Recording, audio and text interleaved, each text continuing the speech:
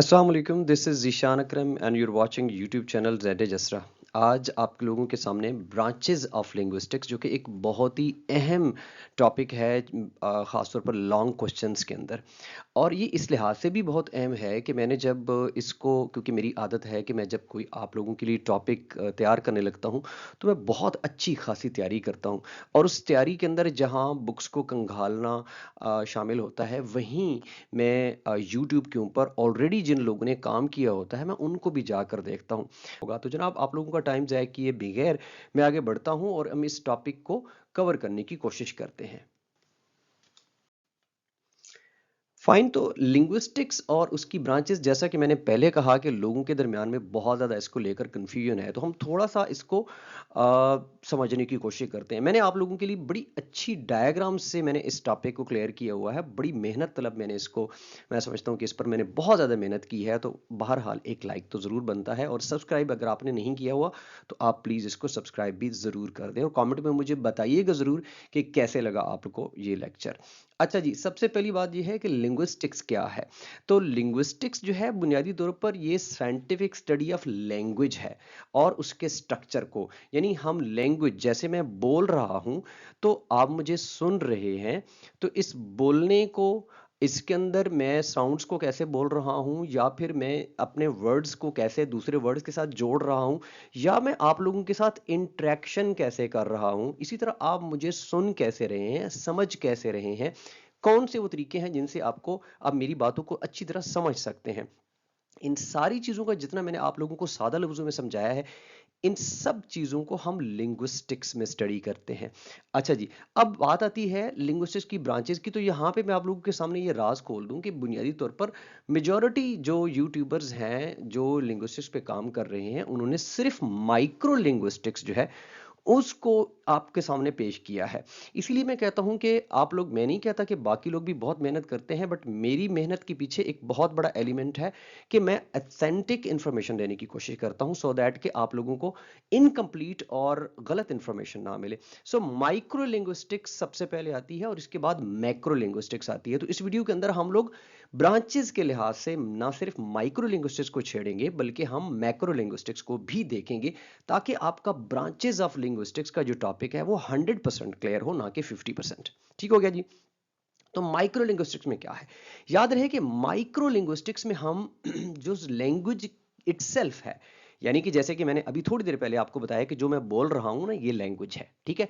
तो इसी लैंग्वेज को एनालाइज करना, यानी कि इसके साउंड्स को एनालाइज करना, जो कि हम फोनेटिक्स एंड फोनोलॉजी में करते हैं, या फिर मैं अपने अल्फाज को कैसे जोड़ रहा हूं, इसको एनालाइज करना, जो कि हम मॉर्फोलॉजी या सेंटेक्स के अंदर डिस्कस करते हैं, या फिर इसके अंदर मैं मीनिंग्स कैसे क्रिएट कर रहा हूं, जो कि हम सिमेंटिक्स एंड प्रैग्मेटिक्स में पढ़ते हैं।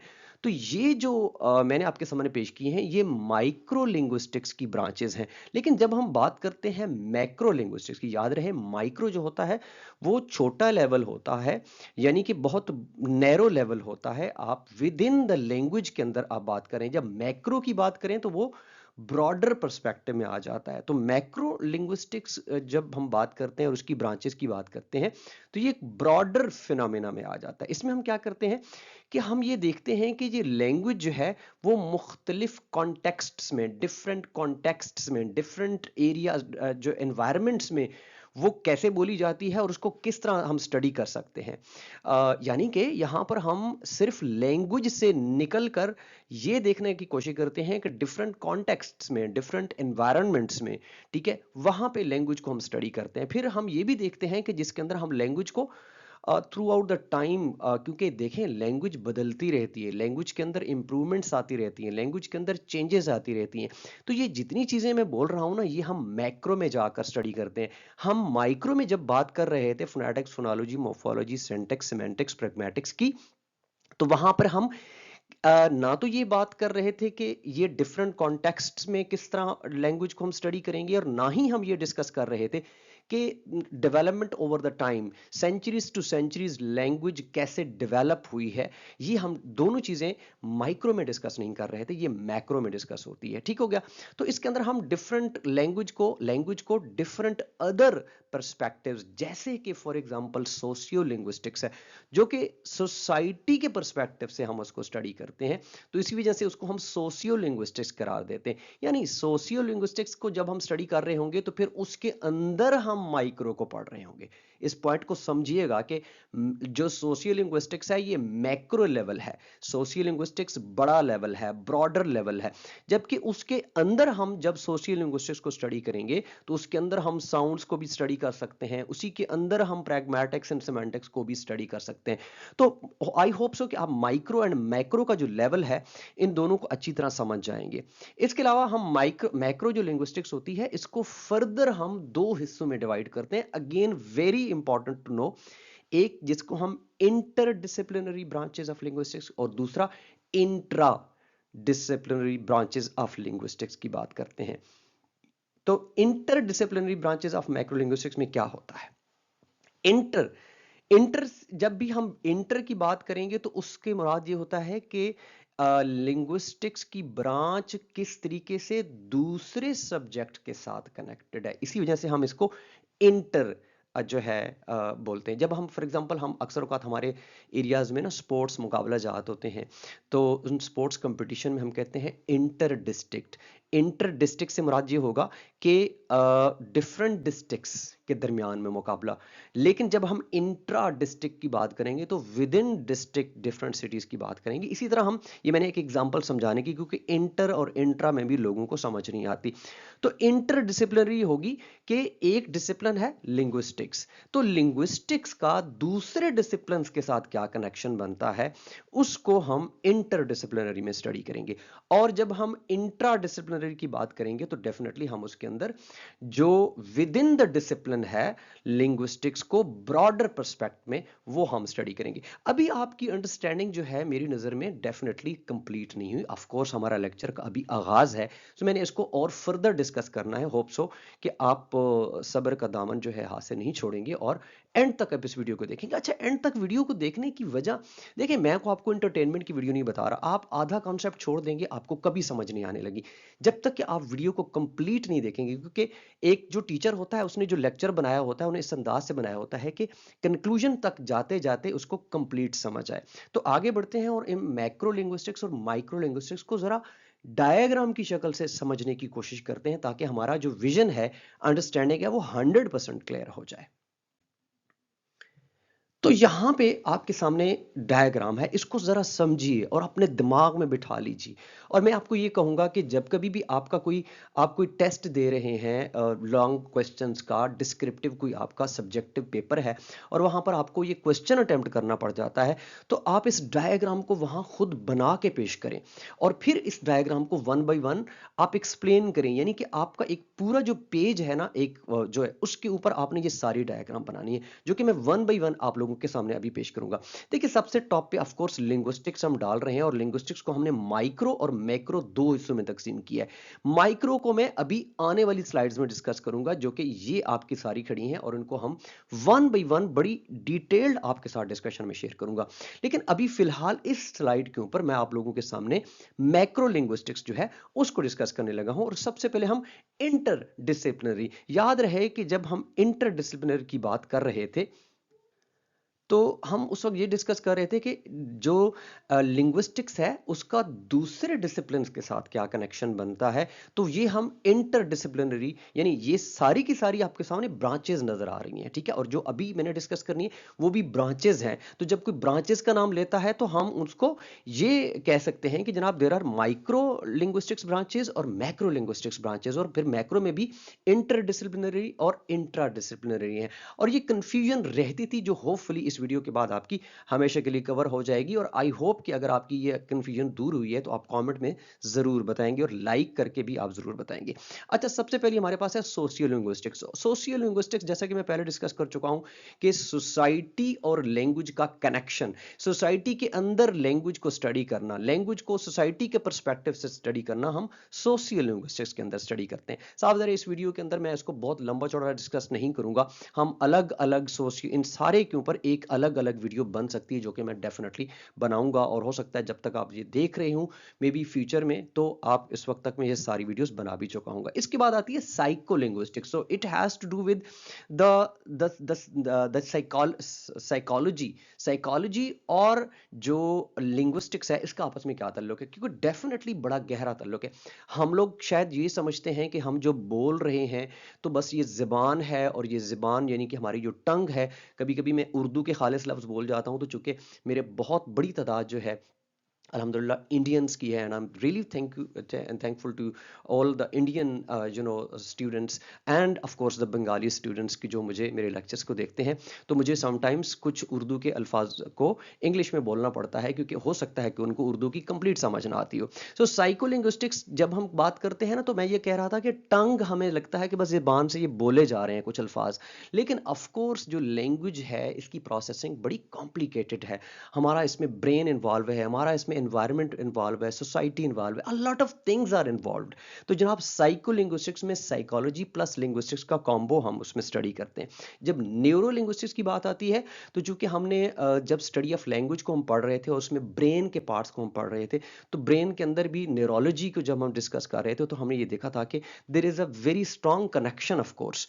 तो इस न्यूरो लिंग्विस्टिक्स के अंदर हम न्यूरोलॉजी प्लस लिंग्विस्टिक्स को हम डिस्कस करते हैं। स्टाइलिस्टिक्स के अंदर हम ये डिस्कस करते हैं कि जो स्टाइल है, क्योंकि स्टाइल ऑफ पर्टिकुलर टेक्स्ट जो होता है, किसी चीज़ के लिखने का जो स्टाइल होता है, उसके अंदर हम लोग ये देखते हैं कि कोई शख्स अपने अल्फाज का कैसे इस्तेमाल कर रहा है, उसकी डिक्शन कैसी है, उसका उतार चढ़ाव कैसा है, उसमें कौन से वो अल्फाज का इस्तेमाल कर रहा है। और ख़ासतौर पर स्टाइलिस्टिक्स को लिटरेचर में जाकर हम जब स्टडी करते हैं, तो हम उसके किसी नावल के जब स्टाइलिस्टिक एनालिसिस करते हैं, तो हम ये देखते हैं कि एक राइटर ने नावल के अंदर अपने कैरेक्टर्स को किन अल्फाज के साथ पोर्ट्रे किया है, या ड्रामा में डायलॉग्स को किस अंदाज से कंस्ट्रक्ट किया है, कौन सी वोकैब इस्तेमाल की है। तो ये सारी चीज़ें हम स्टैटिस्टिक्स के अंदर स्टडी करते हैं। कंप्यूटेशनल लिंग्विस्टिक्स रिलेटिवली न्यू है, इट डजंट मीन कि ये कल परसों की बात है, बट डेफिनेटली बाकी सब्जेक्ट्स जो हैं उनसे ब्रांचेस से ये न्यूली है कंप्यूटेशनल। तो कंप्यूटर का जो कि दौर है, आईटी का जो कि दौर है, तो जो कंप्यूटर के अंदर प्रोग्रामिंग होती है ख़ास तौर पर, उसके अंदर जो लैंग्वेज का कनेक्शन होता है, और फिर चूंकि दुनिया में आजकल हर चीज़ ही कंप्यूटर पे आ गई है, by laptop and mobile means the computer, fine, तो उसका बड़ा गहरा कनेक्शन बन गया है। और अब तो पीएचडी हो रही है कंप्यूटेशनल लिंग्विस्टिक्स के डिफरेंट छोटे छोटे एस्पेक्ट्स के अंदर, और बड़ी, मैं समझता हूँ कि बड़ी प्रॉमिसिंग फील्ड है। अगर आप लोग इसको फील्ड को चूज़ करते हैं, तो ये 10 साल बाद इसकी मज़ीद importance, specially I am talking about Pakistan, Bangladesh, Indian environment की, जहाँ पर लोग जो हैं वो वही टिपिकल पुरानी जो चीज़ें हैं उनको स्टडी कर रहे हैं। तो कंप्यूटेशनल लिंग्विस्टिक्स के बाद कॉर्पस लिंग्विस्टिक्स। कॉर्पस के बारे में कुछ जो लोग हैं, अब वैसे ये गलत भी नहीं है इस चीज़ के बारे में कि corpus is a type of, is actually a method of analysing the language. It's actually a method, but हम इसको कॉर्पस लिंग्विस्टिक्स भी कह सकते हैं। बाय कॉर्पस, इसके ऊपर मैं अलग से वीडियो भी बना दूंगा कि जो कुछ इलेक्ट्रॉनिकली सेव्ड है आपकी मशीन्स के अंदर, यानी कि हमारे फॉर एग्जांपल जो डेटा है, जो कुछ लिखा है आर्टिकल्स की शक्ल में, अखबारात की शक्ल में, न्यूज़पेपर्स, रसायल की शक्ल में, जो कुछ आपको आपके इंटरनेट पर सेव्ड है, इलेक्ट्रॉनिकली सेव्ड है, उसके एनालिसिस, उसको हम कॉर्पस कहते हैं। और कॉर्पस वैसे इसकी लंबी चौड़ी बात हो जाएगी, बट एक लार्जर जो है जब डाटा आ जाता है, तो हम उसको कॉर्पस का नाम देते हैं। और इसमें बड़े बड़े कॉर्पस जो हैं वो इस वक्त दुनिया के अंदर बड़ी बड़ी यूनिवर्सिटीज़ जो हैं उन्होंने कॉर्पस बनाए हुए हैं जो ह्यूमन लैंग्वेज का यूज़ है उसको उन्होंने पाकिस्तान की एयर यूनिवर्सिटी जो है उसका मुझे खुद पता है। इसके अलावा खैर दुनिया जो यूके वगैरह और अमेरिका के अंदर तो बहुत बड़े बड़े कॉर्पस हैं, बीएनसी जो है ब्रिटिश नेशनल कॉर्पस बहुत मशहूर व मारूफ है। तो पाकिस्तान की एयर यूनिवर्सिटी उसने भी एक कॉर्पस बनाया हुआ है और वो पाकिस्तान के अंदर जो लैंग्वेज का यूज़ है उसका इलेक्ट्रॉनिकली उन्होंने सेव किया हुआ है। सो कॉर्पस लिंग्विस्टिक्स भी इसके अंदर आ जाती है। अब हम आ जाते हैं इंट्रा डिसिप्लिनरी, यानी कि विद इन हम लिंग्विस्टिक्स के अंदर रहते हुए जब ब्रॉडर पर्सपेक्टिव की बात करेंगे तो फिर हमारे पास अप्लाइड लिंग्विस्टिक्स आती है। आप लोगों ने कुछ लोग एमफिल करते हैं तो वो अप्लाइड लिंग्विस्टिक्स में आती है। Applied by applied of course it means कि आपका लिंग्विस्टिक्स का जो इस्तेमाल है, इसका जो यूज़ है, इसका जो यूजेज है, वो आप कहाँ कहाँ कर सकते हैं। तो स्पेशली फॉर एग्जांपल हमारे जो लिंग्विस्टिक्स है इसका लैंग्वेज टीचिंग के अंदर बहुत ज़्यादा रोल है और इसको हम अप्लाई करते हैं अपने क्लासरूम्स के अंदर, अपन अपनी जो टेस्टिंग एंड एवेल्युएशन है, अपने इन सारी चीज़ों के अंदर हम उसको लैंग्वेज को अप्लाई करते हैं। तो वो अप्लाइड लिंग्विस्टिक्स के अंदर आता है। इसके बाद थियोरेटिकल आता है लिंग्विस्टिक्स, जिसके अंदर हम जो बड़े बड़े रिसर्चर्स हैं वो थियरीज पे काम करते हैं। ऑफ कोर्स हर सब्जेक्ट की एक थियरी बहुत इंपॉर्टेंट एलिमेंट होता है, एक बहुत इंपॉर्टेंट एस्पेक्ट होता है किसी सब्जेक्ट का। तो थियरीज के ऊपर जो काम होता है कि लिंग्विस्टिक्स की डिफरेंट थियरीज, ठीक है, तो वो थियोरेटिकल लिंग्विस्टिक्स के अंदर स्टडी किया जाएगा। हिस्टोरिकल लिंग्विस्टिक्स में हिस्टोरिकल पर्सपेक्टिव से जो स्पेशली जो चेंज ओवर टाइम है, यानी कि 16वीं सदी में कैसी थी, 17th सेंचुरी में फिर क्या चेंजेस आई और 20th सेंचुरी जो मॉडर्न इंग्लिश अब आती है उसके अंदर क्या कुछ चेंज आ रही है, ये हिस्टोरिकल लिंग्विस्टिक्स के अंदर स्टडी किया जाता है। फिर आते हैं डिस्क्रिप्टिव लिंग्विस्टिक्स। अच्छा, डिस्क्रिप्टिव लिंग्विस्टिक्स जो है आप यूं कह सकते हैं कि ये जो हिस्टोरिकल है ये डायक्रॉनिक है। आप लोगों ने डायक्रॉनिक और सिंक्रोनिक को भी स्टडी किया होगा। डायक्रॉनिक लिंग्विस्टिक्स है कि ओवर द टाइम के एक पीरियड ऑफ टाइम में लिंग्विस्टिक्स के अंदर क्या चेंजेस आई हैं एक पर्टिकुलर लैंग्वेज के अंदर। और डिस्क्रिप्टिव क्या है, with in the given time उसको डिस्क्राइब करना, यानी कि एक लैंग्वेज जैसी अब है उसी को एनालाइज करना। कैसे, फॉर एग्जांपल कि अभी आज के दौर में जो लैंग्वेज हमारी है उसके फीचर्स को डिस्कस करना कि वो कैसी वोकैब है, उसके अंदर सोशल मीडिया का क्या जो असर है, इम्पैक्ट है, तो इसको हम डिस्क्रिप्टिव लिंग्विस्टिक्स के अंदर पढ़ते हैं। फिर आ जाती है कंपैरेटिव लिंग्विस्टिक्स। अच्छा, हिस्टोरिकल और कंपैरेटिव को अक्सर लोग कंफ्यूज कर जाते हैं, मिक्स कर जाते हैं, तो याद रहे कि there is a hell of difference in fact. जब हम बात कर रहे होते हैं हिस्टोरिकल लिंग्विस्टिक्स की तो वहां हम changes over the period of time की डिस्कस कर रहे होते हैं, लेकिन जब हम कंपैरेटिव लिंग्विस्टिक्स की बात कर रहे हैं तो वहां हम जो सिमिलैरिटीज और डिफरेंसेस होते हैं लैंग्वेजेस के अंदर उनके ऊपर बात कर रहे हैं, खासतौर पर लैंग्वेज फैमिली, जो लैंग्वेज फैमिलीज हैं, ठीक है, जैसे इंडो यूरोपियन होगी, जो proto family, I thought I forgot the name. In languages के अंदर जो रिलेशनशिप होता है उसको देखने के लिए इसके फलां लैंग्वेज और इस लैंग्वेज में सिमिलैरिटीज कौन सी पाई जाती हैं, भले वो फोनेटिक सिमिलैरिटी हूँ, फोनोलॉजिकल सिमिलैरिटीज हूँ, मॉर्फोलॉजिकल सिमिलैरिटीज हूँ, ग्रामर के लिहाज से सिमिलैरिटीज हूँ या डिफरेंसेस हूँ, तो ये आपको कंपैरेटिव लिंग्विस्टिक्स के अंदर मिलेगा। सो होप सो यहाँ तक हमने अभी मैक्रो लिंग्विस्टिक्स की जो ब्रांचेस हैं उनको कवर किया है। अभी आने वाली स्लाइड्स के अंदर हम माइक्रो लिंग्विस्टिक्स, जो कि मेरी नज़र में ज़्यादा लोग इस पर फोकस करते हैं, ज़्यादा इसको स्टडी करने की और समझने की कोशिश करते हैं, वो हमारी आगे आने वाली स्लाइड में जो है मौजूद है और हम उसको डिटेल में डिस्कस करने वाले हैं। जी, तो मैंने इसका जो है एक बाकायदा पिरामिड बनाया है, आप लोगों के सामने मैं पेश कर देता हूँ और अब हम माइक्रो लिंग्विस्टिक्स की बात करेंगे। अच्छा, इसकी अहमियत है, ये डायग्राम ऐसे ही नहीं महज के कोई स्टाइल बना दिया मैंने, इसकी एक अहमियत है। हम लोग अमूमन जो है फोनेटिक्स को सबसे पहले यानी कि कई डायग्राम्स मैंने देखी हैं वीडियोस के अंदर कि वो सबसे ऊपर डिस्कस कर रहे हैं। चूंकि मैंने जो इससे पहली स्लाइड दिखाई उसमें तो मैंने वैसे ही रेंडमली लिख दिया था, यहाँ पे मैं प्रॉपर इसको डिस्कस करने लगा हूँ। अच्छा, फोनेटिक्स मैंने इसलिए सबसे नीचे रखी कि actually this is the base, क्योंकि फोनेटिक्स जो है हमारे साउंड की बेस बनाती है, फिर हम इन साउंड्स को ऑर्गेनाइज करते हैं, फिर हम वर्ड्स की मॉर्फीम्स के लेवल पर आते हैं, फिर हम वर्ड ऑर्डर के लेवल पर आते हैं, फिर उसके मीनिंग्स के लेवल पर आते हैं, और फिर हमारी जो अटरेंसेस हैं उसके कॉन्टेक्चुअल मीनिंग कंप्लीट होते हैं प्रैग्मेटिक्स में आकर। तो ये हमारा सबसे जो गहराई में, सबसे जो इन डेप्थ जो हमारी जो नॉलेज है वो यहाँ से स्टार्ट हो रहा है। हमारे मैं और आप, जब मैं बोल रहा हूँ और आप मुझे सुन रहे हैं, ये हमारी एक सॉर्ट ऑफ प्रैग्मेटिक के लेवल पे हम डिस्कशन हो रही है, क्योंकि मुझे पता है कि मैं किससे बात कर रहा हूँ, और आपको पता है कि हमने किसको सुनना है और कैसे सुनना है और कैसे उसको समझना है, और ये हमारा आखिरी ये प्रैग्मेटिक्स लेवल है। इससे पहले हमारे जितने भी साउंड्स आप सुन जितने भी अल्फाज आप सुन रहे हैं, वो यहाँ साउंड के लेवल से यहाँ पे ऑर्गेनाइज हुए, और फिर वर्ड को सिंटैक्स में वर्ड ऑर्डर मिला, और फिर वो मीनिंग क्रिएट हुए, और तब जाकर इस लेवल पर आपको अब मेरी बात समझ आ रही है। तो चलते हैं जनाब, हम इन सारे के सारे जो हमारे ये लेवल्स हैं, इनको वन बाय वन हम डिस्कस करते हैं। फोनेटिक्स सबसे पहले हम डिस्कस करेंगे। फोनेटिक्स के अंदर जो इस फोनेटिक की डेफिनेशन क्या है, कि ये बुनियादी तौर पर it's a study of the physical properties of speech sounds. ठीक हो गया? यानी कि जो हम बोलते हैं, जो भी मैं बोल रहा हूं, कोई भी जो साउंड्स क्रिएट कर रहा हूं, इसकी फिजिकल प्रॉपर्टीज को हम देखते हैं। और इसके साथ साथ क्या है कि ये ह्यूमन जो इंसान होते हैं, क्योंकि ऑफ कोर्स फोनेटिक्स इंसानों की बात हो रही है, तो हम इसके अंदर हम ह्यूमन साउंड्स की प्रोडक्शन के ऊपर भी बात करेंगे और परसेप्शन के ऊपर भी बात करेंगे। बाय प्रोडक्शन मींस कि मैं कैसे प्रोड्यूस कर रहा हूं। ठीक है? जैसे मैं बोल रहा हूं तो मेरी प्रोडक्शन की स्टडी फोनेटिक्स करेगी।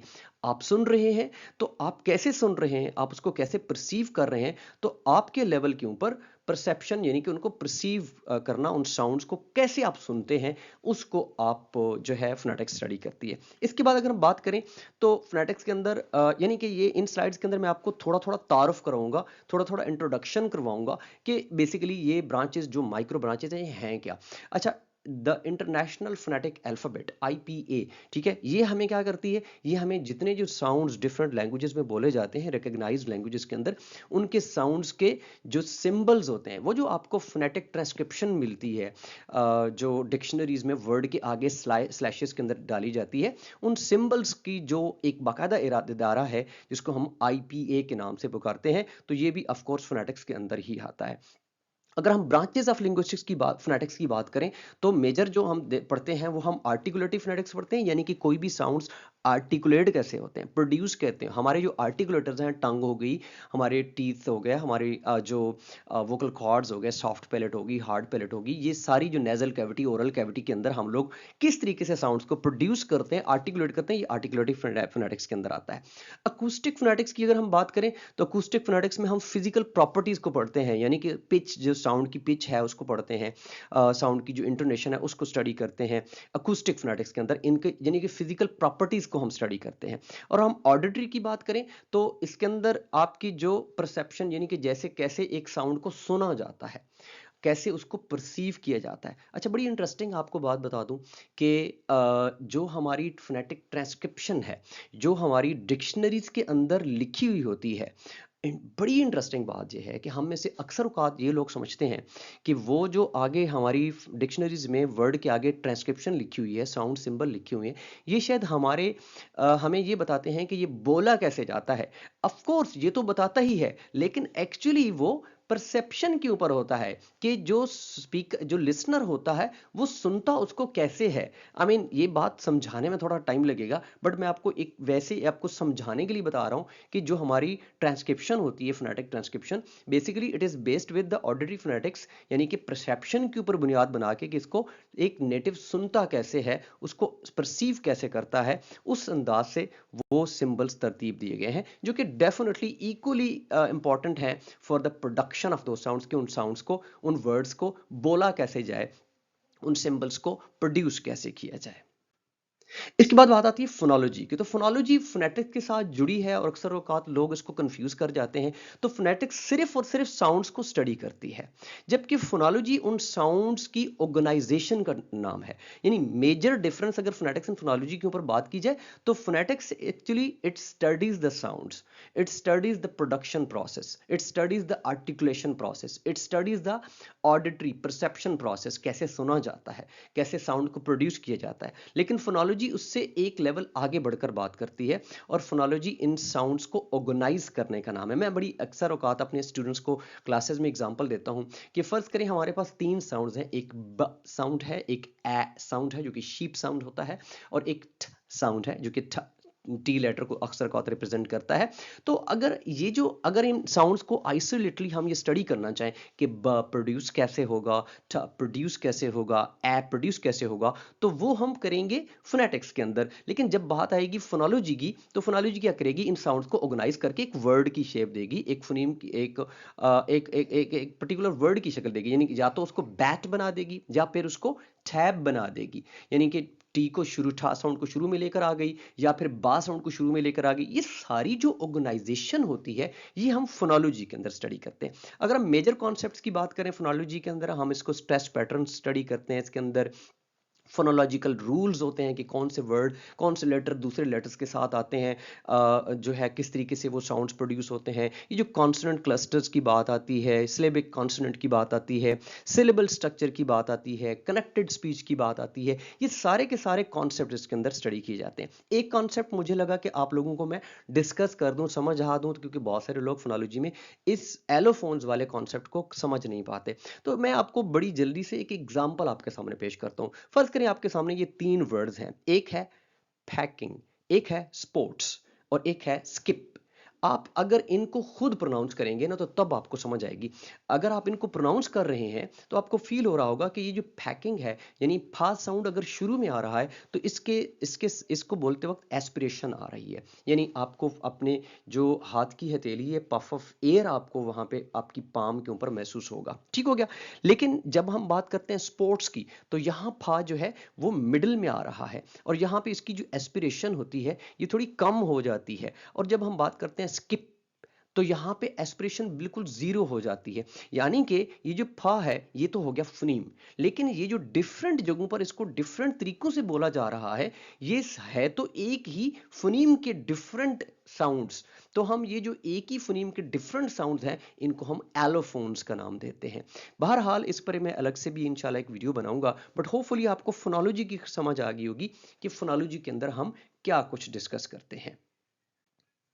इसके बाद हम आगे बढ़ते हैं मोफोलॉजी। तो मोफोलॉजी क्या है? मोफोलॉजी है the study of the structure and formation of words. Words को कैसे बनाया जाता है, उनके स्ट्रक्चर के ऊपर डिस्कस किया जाता है। वर्ड्स के बनाने के डिफरेंट तरीकों को डिस्कस किया जाता है। वर्ड बनता कैसे है, उसका स्ट्रक्चर क्या होता है, इसके ऊपर हम प्रीफिक्सेस, सफिक्सेस, स्टेम को, ठीक है, जो है इन सारी चीजों को डिस्कस करते हैं। फिर मेजर इसमें कॉन्सेप्ट टाइप्स ऑफ मोफीम्स है, जिसमें हमें फ्री मोफीम मिल जाते हैं। जैसा कि कोई वर्ड है कैट है फॉर एग्जांपल, या फिर एक वर्ड है लैपटॉप, तो ये फ्री मोफीम्स के सेंस में आते हैं, क्योंकि दे कैन स्टैंड अलोन। लेकिन फिर बाउंड मोफीम्स की बात आती है, और बाउंड मोफीम्स जो होते हैं वो जब तक किसी फ्री मोफीम के साथ जुड़ ना जाए, तब तक वो अपना मीनिंग नहीं दे सकते। इस कॉन्सेप्ट को मैंने मॉर्फोलॉजी वाले चैप्टर में भी ऑफ कोर्स डिस्कस किया हुआ है, और अलग से भी मैं इसकी फ्री मोफीम वर्सेस बाउंड मोफीम्स की एक वीडियो बना दूंगा। चूंकि ये एक लेंथी टॉपिक है, तो इसके अंदर हम हर कॉन्सेप्ट को बहुत लेंथी चीज करा के डिस्कस नहीं कर सकते। बात आ जाती है इन्फ्लेक्शन और डेरिवेशन की। अच्छा, इन्फ्लेक्शनल मोर्फोलॉजी और डेरिवेशनल मोर्फोलॉजी में फर्क को समझिएगा। ये बड़ा एक इंपॉर्टेंट अहम शॉर्ट क्वेश्चन भी समझ आ जाता है। जो इन्फ्लेक्शनल मोर्फोलॉजी है ना, ये बुनियादी तौर मॉडिफिकेशन ऑफ वर्ड, ठीक है, वर्ड को मॉडिफाई करने के सेंस में आती है, जिसके अंदर हम यानी कि इन्फ्लेक्शनल मोर्फोलॉजी कुछ ऐसे फीचर्स को वाजे करती है, जैसे कि वर्ब को बनाने के लिए, वर्ब की जो फॉर्म्स है उनको बनाने के लिए आपको इन्फ्लेक्शनल मोर्फोलॉजी का सहारा लेना पड़ेगा। फॉर एग्जांपल अगर वर्ब है वर्क, यानी काम करना, तो अगर हम इसको प्रेजेंट सिंपल में बोलेंगे ही के साथ, तो हम ही वर्क्स करते हैं। ये जो एस का इजाफा हुआ है, ये इन्फ्लेक्शनल मोर्फोलॉजी का चक्कर है। इसी तरह अगर हम वर्कड करते हैं, तो ये भी हमने जो ईडी का इजाफा किया है, ये भी हम इन्फ्लेक्शनल मोर्फोलॉजी के अंदर स्टडी करते हैं। अच्छा, इसी तरह जो नंबर है, यानी कि जब हम प्लूरल सिंगुलर बना रहे होते हैं, फॉर एग्जांपल एक वर्ड है जॉब, ठीक है, तो इसको हम जब जॉब्स एस का इजाफा करके हमने जो किया, तो ये वाला जो स्ट्रक्चर है वर्ड का, ये हम इन्फ्लेक्शनल मोर्फोलॉजी की बात कर रहे हैं। जब हम डेरिवेशनल मोर्फोलॉजी की बात करते हैं, तो डेरिवेशनल मोर्फोलॉजी है बुनियादी तौर पर नए वर्ड्स बनाने के लिए इस्तेमाल होती है। जब नए नए वर्ड्स बनते हैं, तो नए वर्ड्स कैसे बनते हैं, यानी कि जॉब से जॉब्स अगर बना फर्ज करें, तो ये नया वर्ड नहीं था, क्योंकि ये सिर्फ जॉब की जमा हो गई। लेकिन जब हम डेरिवेशनल मोर्फोलॉजी की बात करते हैं, तो यहाँ पर ये जो वर्ड क्लास होती है उसको चेंज कर देता है। याद रहे कि इन्फ्लेक्शनल मोर्फोलॉजी के अंदर अगर एक नाउन है, तो वो नाउन ही रहेगा, यानी जॉब है और जॉब्स कर दिया, तो वो नाउन ही रहा। भले वो सिंगुलर से प्लूरल हो गया, लेकिन डेरिवेशनल मॉर्फोलॉजी के अंदर अगर एक वर्ड है head, for example head, HEAD, head, जिसका मतलब सर होता है, जो बॉडी का हेड होता है, तो इसको हम नाउन के सेंस में ले रहे हैं। लेकिन अगर हम किसी को इसको वर्ब बना देते हैं कि फॉर एग्जांपल कहते हैं कि I had the meeting in my office, कि मैं अपने ऑफिस में जो मीटिंग है उसको हेड करता हूँ या चेयर करता हूँ, तो यहाँ पे हेड क्या हो गया, वर्ब हो गया, यानी वर्ड क्लास चेंज होगी। तो ये जो डिस्कशन होती है हम डेरिवेशनल मॉर्फोलॉजी के अंदर करते हैं। अच्छा, आगे बढ़ते हैं। सेंटेक्स की बात करते हैं तो सेंटेक्स, सबसे पहले तो ये है कि सेंटेक्स एक ऐसी ब्रांच ऑफ लिंग्विस्टिक्स है जिसके अंदर हम स्ट्रक्चर्स ऑफ सेंटेंसेस, याद रहे कि अब हम साउंड से वर्ड और फिर वर्ड से सेंटेंसेस पे आ गए हैं, ठीक हो गया। और इसके अंदर हम लोग ग्रामेटिकल रूल्स और इन चीजों को और फ्रेजेस को स्टडी करते हैं। इसके अलावा हम वर्ड क्लासेस को, नाउन्स को, वर्ब्स को, एडजेक्टिव्स वगैरह को, इन सब को भी हम डिस्कस करते हैं। और सेंटेक्स जो है उसकी अगर हम प्रैक्टिकल एप्लीकेशन की बात करें तो ये ग्रामर की जो जितनी किताबें हम लोग पढ़ते हैं, बुनियादी तौर पर ये सेंटेक्स का नॉलेज होता है जिसके अंदर हम लोग ग्रामर बनाते हैं, यानी सेंटेक्स के नॉलेज के अंदर ग्रामर की बुक्स बनती हैं। सिमेंटिक्स, अब हम मीनिंग के लेवल पर आ गए हैं, study of meaning in language. जब यानी कि अब तक तो हम क्या कर रहे थे, सिर्फ साउंड्स को हम देख रहे थे, वर्ड्स कैसे बनते हैं हम देख रहे थे, एक सेंटेंस बनता कैसे है ग्रामर के लिहाज से, एक वर्ड को दूसरे वर्ड के साथ जोड़कर। लेकिन फिर मीनिंग भी तो जरूरी है ना, क्योंकि विदाउट, अगर आप एक साउंड को जो है वर्ड के अंदर कन्वर्ट कर रहे हैं और फिर वर्ड को सेंटेंस में बना रहे हैं, तो फिर मीनिंग भी तो वो स्टेज आएगी ना। तो यहां पर हम सिमेंटिक्स में मीनिंग को स्टडी करते हैं। वर्ड मीनिंग होता है, ऑफ कोर्स एक वर्ड जो है वो डिफरेंट कॉन्टेक्स्ट में डिफरेंट मीनिंग्स दे सकता होता है। और इसी के साथ हम सेंटेंस एंड डिस्कोर्स एनालिसिस जो हम करते हैं, डिस्कोर्स, तो सेंटेंसेस के अंदर जो वर्ड का मीनिंग आता है, या एक सेंटेंस का जो मीनिंग होता है, या एक शख्स दूसरे शख्स से जब बात कर रहा है तो उनका क्या मीनिंग है। क्योंकि मोस्ट प्रोबेबली जब हम डिस्कोर्स एनालिसिस, या अगला जो हम प्रैग्मेटिक्स जो हमारा लास्ट लेवल है उसको जब हम डिस्कस करेंगे, तो उसके अंदर जो हम हमारी डिस्कशन होती है वो एक पर्टिकुलर कॉन्टेक्स्ट में हो रही होती है। और जब पर्टिकुलर कॉन्टेक्स्ट में डिस्कशन हो रही होती है तो फिर जो कॉन्टेक्स्ट होता है वो ज़्यादा अहम हो जाता है अगर हमने किसी की बात को समझना है। यानी ऐसा हुआ होगा ना कि कभी दो लोग आपस में बात कर रहे हैं और वो सुनाई भी आपको दे रहा है और आपको उसकी लैंग्वेज भी समझ आ रही है, लेकिन आप अक्सर औक़ात कहते हैं यार ये क्या बोल रहे हैं। क्यों ऐसा कहते हैं? इसलिए हम ऐसा कहते हैं क्योंकि हमें उसका कॉन्टेक्स्ट समझ नहीं आ रहा होता। और इस चीज को हम प्रैग्मेटिक्स में बुनियादी तौर पर हम देखते हैं। अगर प्रैग्मेटिक्स की डेफिनेशन देखी जाए तो it's the study of how people use language in context. ठीक है, इट्स वेरी इंपॉर्टेंट। और इसके अंदर एक बड़ा अहम स्पीच एक्ट्स का जो कॉन्सेप्ट है, स्पीच एक्ट्स के अंदर हम लोग क्या करते हैं कि प्रैग्मेटिक्स जो होती है उसमें हम लोग जब बोलते हैं ना, फॉर एग्जांपल कोई भी काम, यानी एक्चुअली जो स्पीच एक्ट होता है, जैसा कि नाम से भी जाहिर है कि ये एक ऐसा स्पीच है जिसमें एक्ट शामिल होता है। For example act of apology, यानी किसी से माफी मांगना एक एक्ट है, एक अमल है, एक काम है। तो इस माफी को हम किन अल्फाज का इस्तेमाल करके, कौन से वर्ड्स का इस्तेमाल करके माफी मांगते हैं, जैसे कि हम कहते हैं आई एम वेरी सॉरी।